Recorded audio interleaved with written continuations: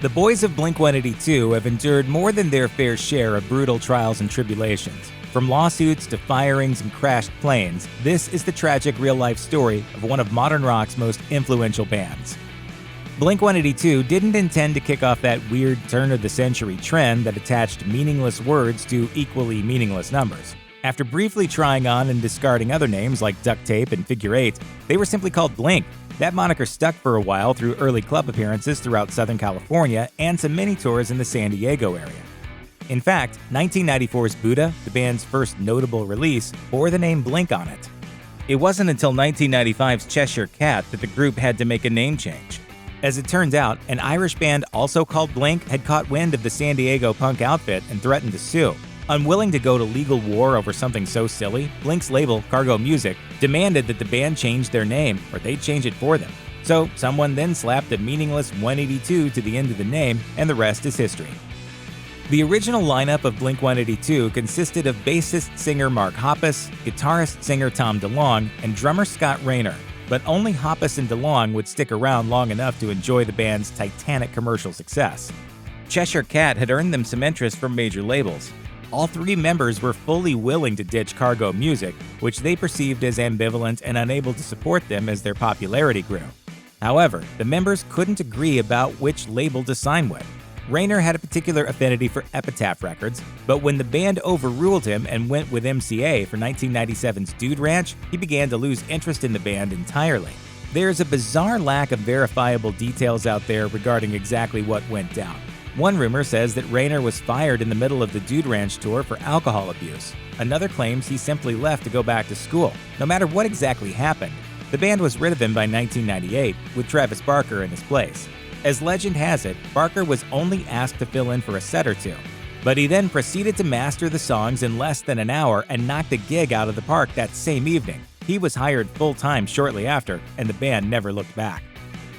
Damn It, the lead single off Dude Ranch, earned the band some serious industry buzz, and it's since become a staple of rock radio. But it was 1999's Enema of the State that turned Blink-182 into verifiable superstars. It blew the lid off the pop-punk genre, and it's gone on to sell over 15 million copies worldwide. It's since cemented a legacy as one of the most influential rock albums of the past few decades, as it paved the way for the success of groups like Paramore and Fall Out Boy.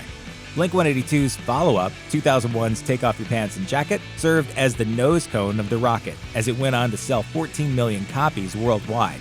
By the time the group wound down from that release, they were one of the most popular bands around and had effectively run out of accomplishments to chase. Furthermore, all three members were almost 30 and had become fathers. DeLonge was torn between the band, his new duties as a dad, and his desire to grow creatively through other projects, like Boxcar Racer, the short-lived band he formed with Barker. But not everything was all sunshine and roses. Hoppus was apparently stung by being left out of Boxcar Racer, and the attached-at-the-hip relationship he and DeLonge had enjoyed up to that point took a serious hit. Recording sessions for Blink-182's 2003 self-titled album were tense. After all, Tom DeLonge wanted to veer away from the group's characteristic pop-punk tone and comedic lyrics and pursue heavier, more experimental sounds. It's hard not to notice when you listen to the record. Critics loved the band's newfound maturity, and fans lapped up the hit single I Miss You. However, the album largely didn't live up to expectations commercially, especially compared to their previous albums. As is the case with any new release, an extensive, grueling tour was scheduled.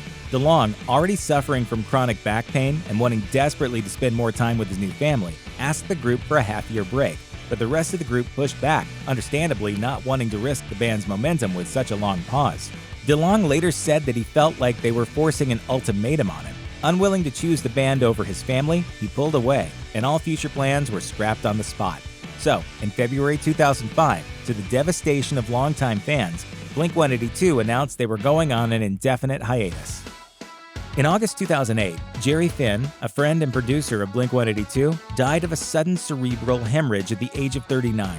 Barely a month later, Travis Barker was one of just two survivors of the 2008 South Carolina Learjet 60 crash. He spent weeks recovering in the hospital, suffering from third-degree burns and PTSD. I honestly thought it was going to be lights out. Like I was just, my biggest fear in my whole, world was coming true. In a 2008 blog post, Hoppus described the back-to-back tragedies as the hardest times he could remember. He and DeLonge both visited Barker in the hospital and frequently saw each other there. It was the first time they'd spoken since the band split. Once Barker was discharged, the group stayed in touch and met at Hoppus and Barker's studio in Los Angeles that October. According to Hoppus, the trio had a couple of heart-to-heart conversations in which they all spoke at length about the events leading up to their 2005 split and the resulting pain. DeLonge then broached the subject of a reunion by asking where everyone's head was at. Hoppus responded, "I think we should get back on the road and back in the studio and do what we love doing." Blink-182 announced their official reunion at the 2009 Grammys before embarking on an extensive and star-studded reunion tour that would feature opening acts like Fall Out Boy and Weezer. In 2010, they sat down to record Neighborhoods, the long-awaited follow-up to their 2003 self-titled album. Without the late Jerry Finn at the helm, who produced their last 3 records, the group decided to self-produce. Alas, this proved problematic. The lack of authority and structure caused the album's release to be repeatedly postponed, and tensions immediately began to resurface. Rather than blocking out a few weeks to tackle the album, the band decided to do it in spurts. They'd fit recording sessions around their personal lives and side projects, like DeLonge's ongoing Angels and Airwaves commitments and Hoppus's Fuse TV show, Hoppus on Music. Hoppus even interviewed Angels and Airwaves on one episode during this period. Tensions were clearly visible, though they were played for laughs. I'm here now with a band that Tom DeLonge is cheating on me with. Please welcome Angels and Airwaves. DeLonge later said of the album's recording process, "We weren't even in the same room. We were barely talking. We were in different studios. No one really commented on each other's parts. No one pressed anyone's buttons. Everyone was on eggshells." Neighborhoods was released to widespread excitement in 2011.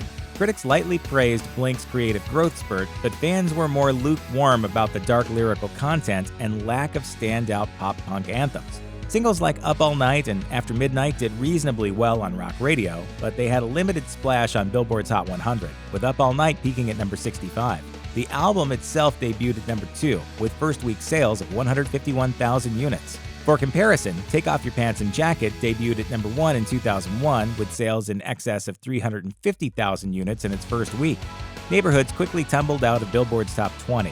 While discussing the downsizing of Interscope Records' rock music department in response to waning public interest, Tom DeLonge told Billboard, "The label itself has no resources or capital to do what they used to." Despite their rocky reunion, Blink-182 continued to tour throughout the early 2010s. They embarked on the 2011 Honda Civic Tour with My Chemical Romance, headlined the Reading and Leeds festivals in Great Britain, and celebrated the 10-year anniversary of their 2003 self-titled album with a handful of shows. Behind the scenes, however, Tom DeLonge once again began to distance himself from the band and recommit to other projects, including an ongoing obsession with conspiracy theories and UFOs.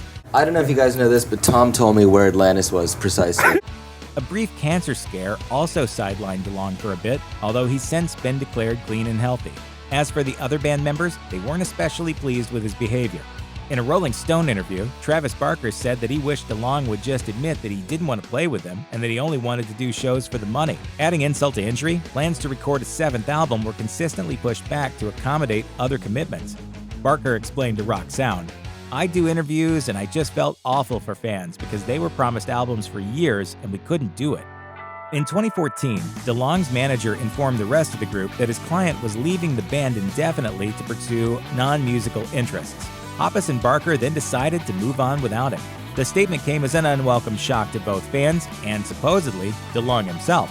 He called the legitimacy of the report into question on an Instagram post in which he wrote, "To all the fans, I never quit the band. I actually was on a phone call about a Blink-182 event for New York City at the time all these weird press releases started coming in." As more news trickled in, however, it became apparent that he was indeed no longer with the group. Sometime later, Hoppus and Barker addressed the confusion with Rolling Stone, blasting DeLonge as ungrateful and disingenuous. They also cited email exchanges with DeLonge's managers that, if accurately quoted, didn't leave much room for ambiguity. As one message reportedly put it, "Tom is out." Hoppus also remarked that the events leading up to DeLonge's dismissal were eerily similar to those leading up to the band's 2005 hiatus, and that he was therefore disappointed but not surprised. Barker then claimed that he and Hoppus had spent the last several years covering for DeLonge while explaining the extensive time it was taking for a Neighborhoods follow-up. As he put it, "Why Blink even got back together in the first place is questionable." No matter what the competing narratives were saying, Tom DeLonge did indeed officially leave Blink-182. So Hoppus and Barker then welcomed Alkaline Trio's Matt Skiba to replace him at a number of 2015 shows. When the legal intricacies were hammered out with DeLonge, Skiba was added to the band as an official replacement and has been with them ever since. Soon after, Blink's 2016 album, California, was heavily promoted and was the band's first #1 hit since 2001. It also earned the group their first Grammy nomination for Best Rock Album. However, despite glowing notices for the lead single Bored to Death, the album as a whole received mixed reviews thanks to its formulaic nature. 2019's 9 debuted slightly lower on the charts at #3, though it was better received critically. As for DeLonge, he's continued with Angels and Airwaves and various other business ventures relating to art and his UFO obsession. For example, To the Stars Academy is an ongoing venture merging various art projects with aerospace engineering and UFO truthism. Back in 2014, I started To the Stars, a media company that would develop science fiction-based films, books, TV shows, comics, all of it. The project has endured some financial hardships resulting from an inability to crowdfund a starship the company planned to build with the United States military. On a lighter note, DeLonge and his former bandmates appear to be on friendly terms again, which hopefully leaves the door open for future collaborations. Check out one of our newest videos right here, plus even more grunge videos about your favorite stuff are coming soon. Subscribe to our YouTube channel and hit the bell so you don't miss a single one.